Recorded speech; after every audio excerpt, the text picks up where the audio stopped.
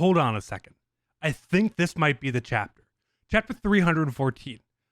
A morally gray character explaining their entire backstory to Deku after talking / during the fight that they're doing, that used to be a hero, while Deku obviously his entire goal is just to understand and convert back every single villain ever. I think this might be the one.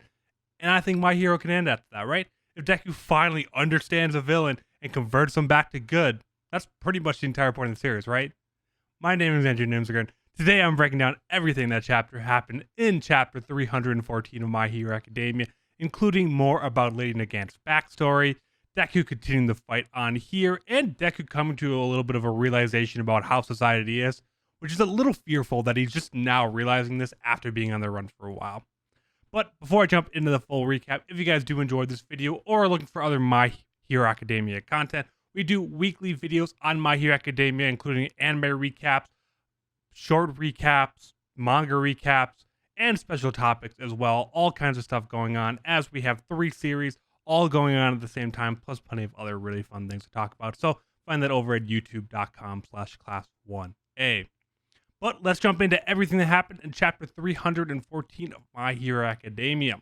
Deku continues his fight with Lady Nagant, thinking about how the smokescreen wasn't as effective due to the rain, which actually played to his factor that she would fall for the different decoys that he did even better than planned, and then using Fa Jin to get up to her quickly, was able to get on top of her and yeet her into a building.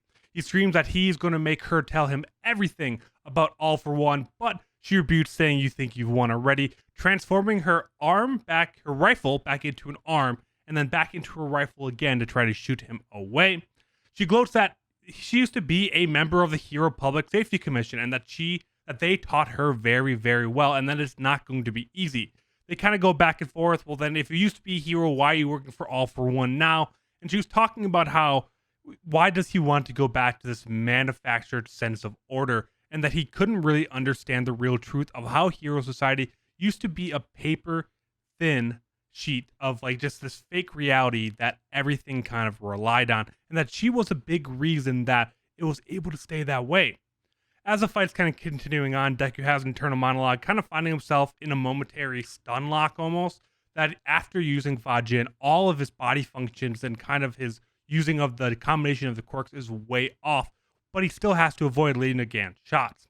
While she continues to shoot, she's kind of explaining her whole backstory to Deku, saying that she always had to target these undercover missions, either going against terrorism, against heroes, either using heroes that are working with villains for fame and fortune, and all kinds of different classified missions, pretty much just to make them disappear and make sure it never came to fruition or kind of the mainstream media. She would use it in order to maintain the trust in heroes to keep the superpowered society running, but killing pretty much whoever she was ordered to. This really fucked up her mental health. I mean, we saw one scene where a bunch of kids came up to her because she still was known as a hero, to shake her hand and to kind of talk about how much of a fan they were. But when she reached out the hand to shake it to him, she just saw it all covered in blood, clearly reflecting of really how she saw herself. One day when she was talking to the president of the Public Safety Commission, pretty much saying that there are 2 heroes that need to be killed, as they are inciting civilians to go and commit crimes and then hunting them down for the fame and rewards afterwards. But saying that she was kind of questioning, is this really going to make things better? Is everything she's doing actually helping things? And he says that it's all necessary. And when she continues to question the president, saying this isn't really something you can walk away from. So she decides just to shoot him at the moment. Deku is kind of shocked, saying that it was always confirmed that she killed another hero, and that there's never any talk of the president at that time being killed. She said, yeah, that was pretty much a continuation of what I was doing, is that everything the Public Safety Commission did was to keep up this fragile illusion of what the superpowered society is. And she said, hey, even All For One society is going to be much more transparent, where he's a leader and power pretty much rules everything. Through talking, Deku is able to figure out where Lady Nagant is, and uses the super power of Black Whip to pinpoint, focus, and go exactly to her. He admits that he might have been ignorant to the issues she brought up, but says that, well, now this is an even more reason of why I need to be there and extend help where I can, and that things aren't always black and white, good and evil, which is pretty obvious, Deku. and that it's mostly shades of gray with fear and anger ruling almost everything. Lady Nagant pretty much rushes this off more as of like, oh, your phony education taught you well, blah, blah, blah, saying that even though she's able to dodge all her patterns, she has one last trick. So she points her rifle directly at a nearby building, which is directly at Kai Chiyasaki, or Overhaul as we know him, Bell, who is yelling at Lady Nagant, asking if she is done so that they can go see the boss, and she's seemingly about to shoot at him as Deku comes to realization of who it is. So like I was kind of being a little bit of a dick to of Deku at the beginning, is that he's kind of getting what he always wants during these villain fights, which is a full backstory and understanding of why the villain's doing what they are. They tried to do this with Jailbreak, and he just said, well, I just want to kill people. Like, that's my whole reasoning why I'm doing this. While we see with Lady Nagant, it's much more complicated in that she wanted to do good. She wanted to be someone that helped society. But as society put her in a way that she was just there for killing and making everything questionably better and doing whatever she was told, and that it wasn't really making things better. So she kind of just cracked when killing the president that one day, and you can't really blame her. And there's even one panel during this entire thing where we see her side by side with Hawks, kind of saying of how he's been doing the same things recently as well, where he had to go undercover with the League of Villains, killed, trying to understand and make sure that they're not caught off guard again, having to kill twice in the situation that he's in now. It's that clearly if things just go back to status quo, it's going to go back to the Public Safety Commission just kind of doing whatever they want and putting on this facade that everything's okay and that the world is totally fine and that heroes are doing everything they need to, which isn't really the best way either. And I think even if Lady Nagant doesn't come back over to the hero side to fight alongside Hawks and all that, like, oh, we understand, we want to change things as well, that hopefully this is something that'll stick with Deku, is that we're going to assume that in the end, Deku is going to win here, and that through all of his learnings of talking to Lady Nagant and ultimately going after All For One and such as that he's going to understand of that the problems with current hero society,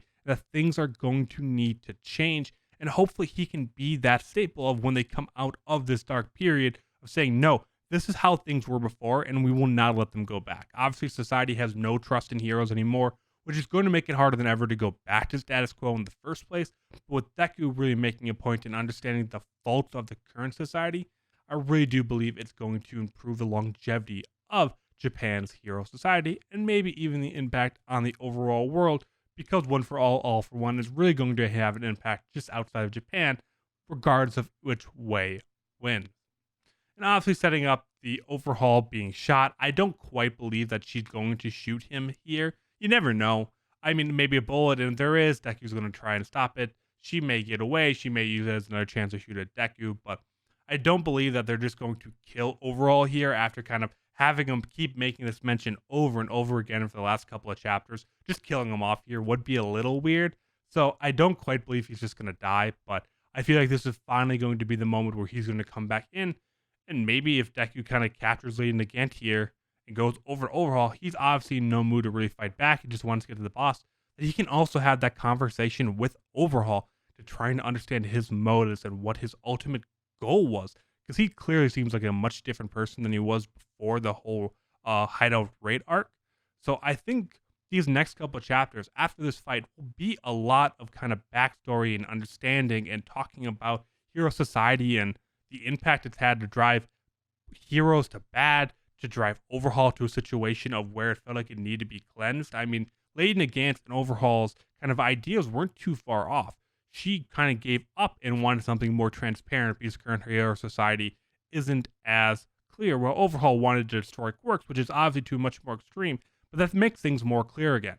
If no one has quirks, the power level and kind of top down is very different again. So, super interesting stuff. I really enjoyed this chapter, even with a couple things. Her backstory, some of the panels that were really, really cool, and the Hawks and Lady Nagant side by side, I absolutely loved. So, chapter 314 was amazing. Obviously, the fight is going to probably come to a conclusion in the next couple of ones, but regardless, I hope you guys are enjoying it as much as I can. Thank you all so much for watching, and I'll be back next Saturday for another recap of chapter 315. I will see you guys